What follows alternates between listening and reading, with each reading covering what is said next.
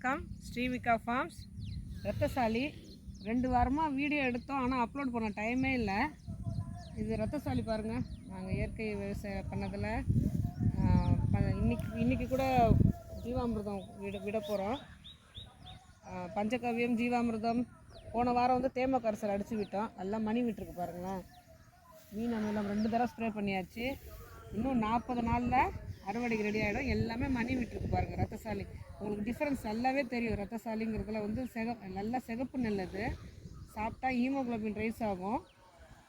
நெல்லும் பயிரும் நெல் வந்து தனியாகவே நல்லா சிகப்பாக தெரியும். நெல் கொத்தெல்லாம்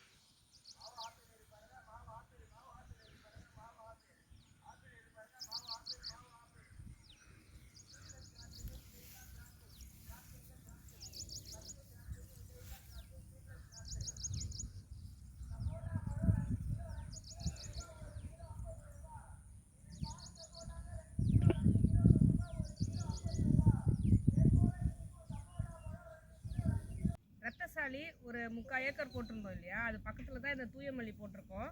இது ஒரு 1.5 ஏக்கர் போட்டிருக்கோம். பாருங்கள், மணி விட்டுருக்கு.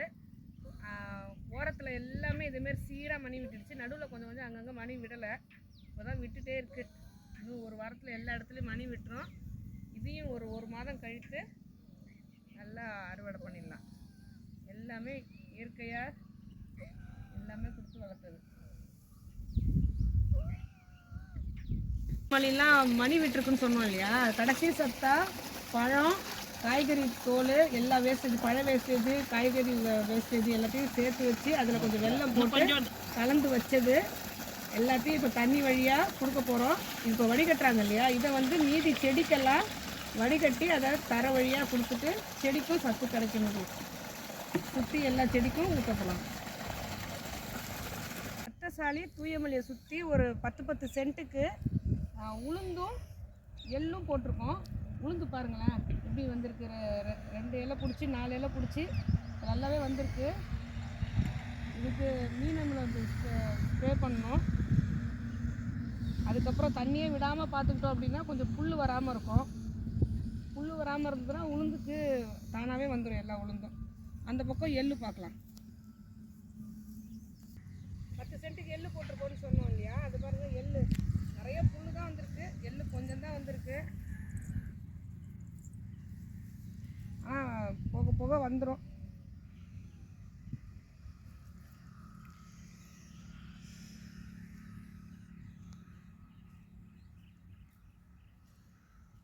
இது எங்கள் வயலுக்கு பக்கத்து வயலுங்க. இவங்க மருந்துலாம் போட்டு வளர்க்குறாங்க. யூரியா, இது டிஏபி என்னென்னமோ சொல்கிறாங்க. அவங்க மருந்து போட்டு வளர்த்தது பாருங்களேன். நல்லா பச்சை பசேல்னு இருக்கும். ஒரே சீராக வளர்ந்துருக்கும். இந்த பிராய்லர் கோயிலாம் வளர்க்குறாங்க இல்லையா, அதே மாதிரி இதே நாங்கள் ஆர்கானிக்காக பண்ணுற நெல் வயல் பாருங்கள். பக்கத்துலேயே இருக்குது பாருங்கள். ஒன்று பெருசும் ஒன்று சின்னதுமா. ஒன்று மணி விட்டுருக்கோம், ஒன்று மணி இனிமேல் தான் விடும். நம்ம பிள்ளைங்களை வளர்ப்போம் இல்லையா, நம்மளோட கை சாப்பாடை கொடுத்த வளர்க்குற மாதிரி அதுங்க ஒன்று நல்லா குண்டாக இருப்பாங்க, ஒன்று சின்ன பிள்ளையாக இருக்கும்.